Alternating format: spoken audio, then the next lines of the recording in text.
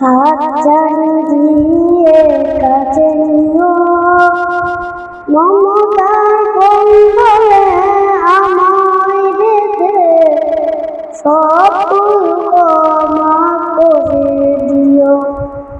আমি যদি কোনদিন পথ ভুলে যাই, হাত জানিয়ে কাছে নিও।